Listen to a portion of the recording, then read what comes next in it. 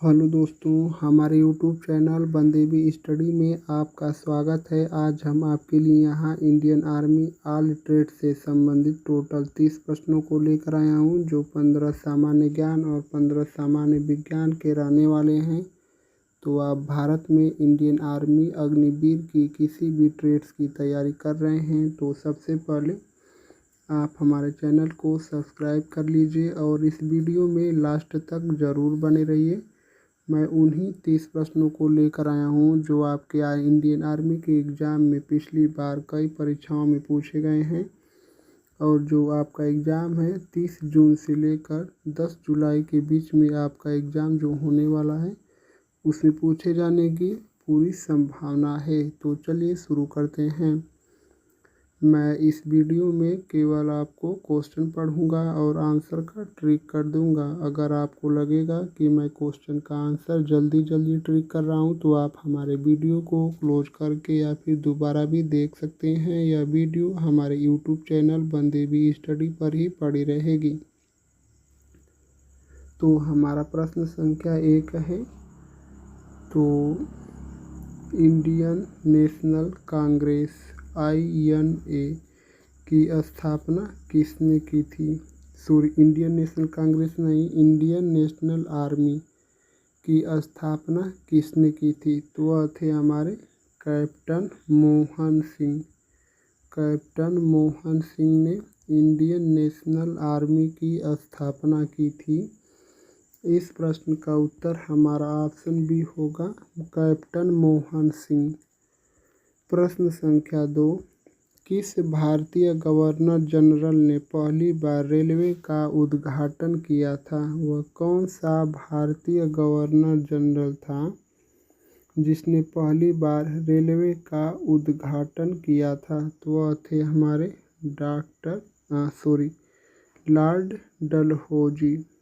तो इस जो प्रश्न का उत्तर है वह हमारा ऑप्शन ए होगा।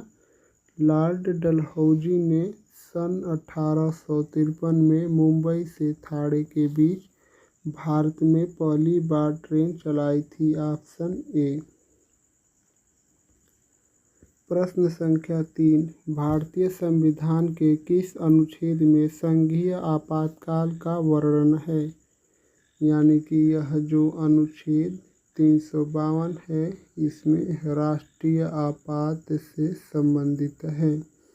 अनुच्छेद 356 राष्ट्रपति शासन से संबंधित है। अनुच्छेद 360 वित्तीय आपात से संबंधित है।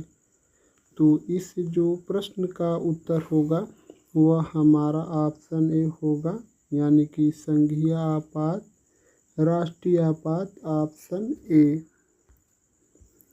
प्रश्न संख्या 4, सर्वेंट्स ऑफ इंडिया सोसाइटी की स्थापना किसने की थी?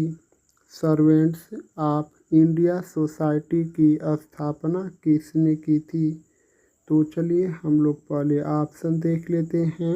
हमारा सी ऑप्शन है गोपाल कृष्ण गोखले, डी है दादा भाई नौरोजी। तो सर्वेंट्स ऑफ इंडिया सोसाइटी की जिसने स्थापना किए थे वह थे हमारे गोपाल कृष्ण गोखले। इस प्रश्न का उत्तर हमारा ऑप्शन सी होगा। प्रश्न संख्या 5, भारत छोड़ो आंदोलन किस वर्ष शुरू हुआ था? तो भारत छोड़ो आंदोलन सन हमारा 1942 में मुंबई से महात्मा गांधी जी के नेतृत्व में शुरू हुआ था। इस प्रश्न का उत्तर हमारा ऑप्शन सी होगा, 1942 में। प्रश्न संख्या 6, किस भारतीय राज्य में भारत का एकमात्र सक्रिय ज्वालामुखी स्थित है? तो किस भारतीय राज्य में? तो हमारा अंडमान और निकोबार द्वीप समूह में भारत का एकमात्र सक्रिय ज्वालामुखी स्थित है, जिसका नाम है बैरन द्वीप। तो इस प्रश्न का उत्तर होगा हमारा ऑप्शन सी, अंडमान और निकोबार द्वीप समूह में बैरन द्वीप। प्रश्न संख्या 7, कैबिनेट मिशन भारत में किस उद्देश्य से भेजा गया था? जो कैबिनेट मिशन है यह भारत में किस उद्देश्य से भेजा गया था? तो यह संविधान की रूपरेखा तैयार करने के लिए, यानी कि संविधान निर्माण में रूपरेखा तैयार करने के लिए। इस प्रश्न का उत्तर होगा हमारा ऑप्शन बी। प्रश्न संख्या 8, संपूर्ण क्रांति आंदोलन किसने शुरू किया था? तो संपूर्ण क्रांति आंदोलन किसने शुरू किया था? तो संपूर्ण क्रांति जो आंदोलन है यह हमारे जयप्रकाश नारायण ने शुरू किया था। तो इस जो प्रश्न का उत्तर है वह हमारा ऑप्शन सी होगा, जयप्रकाश नारायण। प्रश्न संख्या 9, निम्नलिखित में से कौन सा कला का खजाना कहा जाता है? तो कला का खजाना किसे कहा जाता है? यह जो दिया है ऑप्शन में, कला का खजाना किसे कहा जाता है? तो कला का खजाना हमारा अजंता की गुफाओं को कहा जाता है। अजंता की गुफाएं हमारे भारत के महाराष्ट्र राज्य में स्थित है और भीमबेटका की गुफाएं मध्य प्रदेश में, सांची का स्तूप भी, खजुराहो भी मध्य प्रदेश में स्थित है। इस प्रश्न का उत्तर हमारा ऑप्शन ए होगा, अजंता की गुफाओं को कला का खजाना भी कहा जाता है। प्रश्न संख्या 10, भारत में प्रथम पंचवर्षीय योजना किस क्षेत्र पर केंद्रित थी?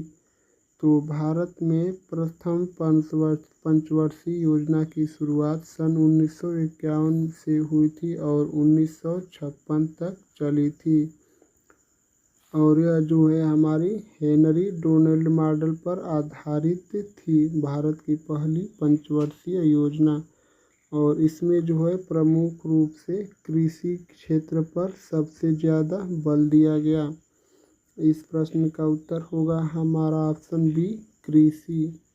प्रश्न संख्या 11, पाकिस्तान नाम का प्रस्ताव सर्वप्रथम किसने प्रस्तुत किया था? पाकिस्तान नाम का प्रस्ताव सर्वप्रथम किसने प्रस्तुत किया था? तो वह थे हमारे चौधरी रहमत अली ने पाकिस्तान नाम का प्रस्ताव सबसे पहले प्रस्तुत किया था, चौधरी रहमत अली।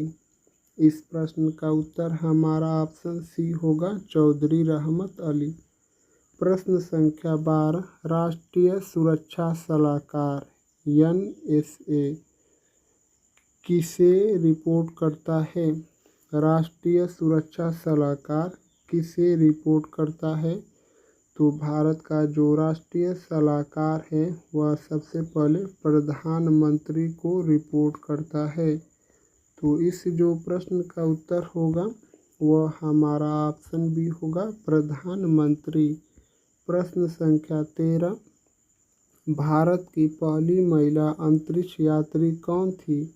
भारत की पहली महिला अंतरिक्ष यात्री हमारी कल्पना चावला थी और विश्व की पहली महिला जो अंतरिक्ष यात्री थी वह वेलेंटीना किरिस्कोवा, जो वेलेंटीना किरिस्कोवा थी, यह विश्व की पहली महिला अंतरिक्ष यात्री थी और भारत की कल्पना चावला। इस प्रश्न का उत्तर हमारा ऑप्शन ए होगा, कल्पना चावला।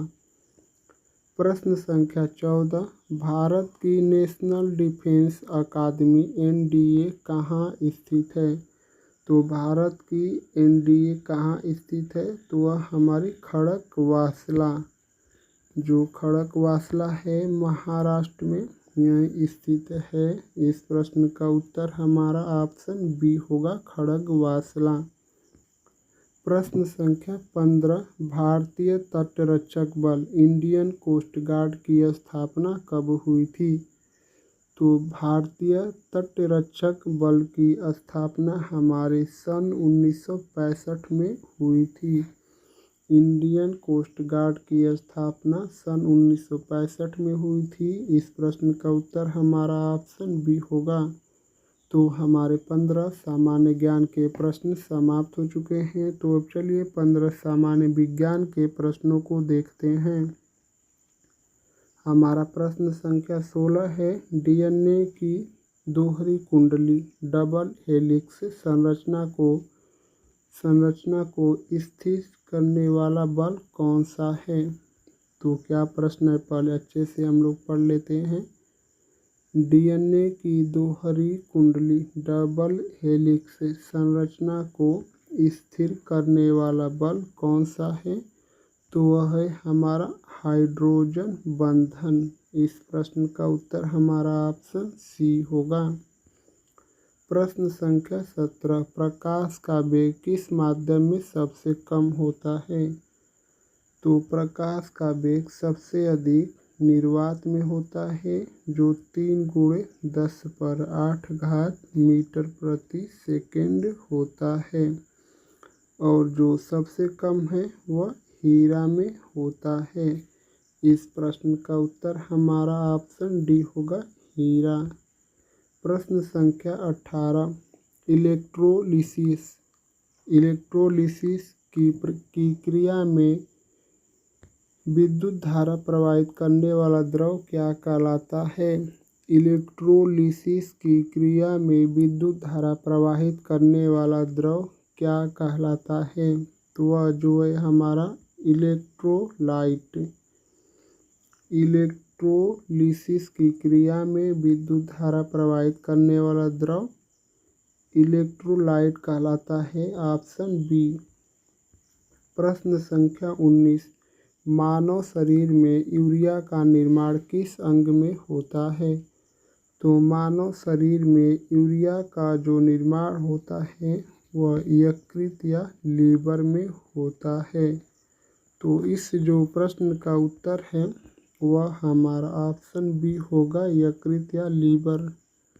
प्रश्न संख्या 20, सबसे कम तरंग दैर्ध्य वाली विद्युत चुम्बकीय किरणें कौन सी होती है। सबसे कम तरंग दैर्ध्य वाली विद्युत चुम्बकीय तरंगें कौन सी होती है। तो वह हमारी गामा किरणें। जो सबसे कम तरंग दैर्ध्य वाली किरणें होती हैं वह गामा किरणें होती हैं। इस प्रश्न का उत्तर हमारा जो होगा वह ऑप्शन सी होगा। प्रश्न संख्या 21, विद्युत बल्ब का फिलामेंट किस धातु से बना होता है। तो विद्युत बल्ब का जो फिलामेंट है वह टंगस्टन धातु से बना होता है। इस प्रश्न का उत्तर हमारा ऑप्शन सी होगा, टंगस्टन। प्रश्न संख्या 22, गैसों का बहाव किस नियम के अनुसार होता है। गैसों का बहाव किस नियम के अनुसार होता है। तो जो हमारा ग्राहम का प्रसरण नियम है इसी के नियम के अनुसार होता है। जो गैसों का बहाव होता है वह ग्राहम के परिसरण नियम के आधार पर होता है। इस प्रश्न का उत्तर हमारा ऑप्शन सी होगा। प्रश्न संख्या 24, किसी बल द्वारा वस्तु को विस्थापित करने पर जो कार्य होता है वह किसमें परिवर्तित होता है। किसी बल द्वारा वस्तु को विस्थापित करने पर जो कार्य होता है वह किसमें परिवर्तित होता है। तो वह जो है हमारा मुख्य रूप से ऊर्जा में परिवर्तित होता है। इस जो प्रश्न का उत्तर है वह हमारा ऑप्शन सी होगा, ऊर्जा। प्रश्न संख्या 24, पित्तरस किस अंग द्वारा स्रावित होता है। तो जो हमारा पित्तरस है यह यकृत के द्वारा स्रावित होता है। पित्तरस यकृत के द्वारा स्रावित होता है। इस प्रश्न का उत्तर हमारा ऑप्शन बी होगा, यकृत।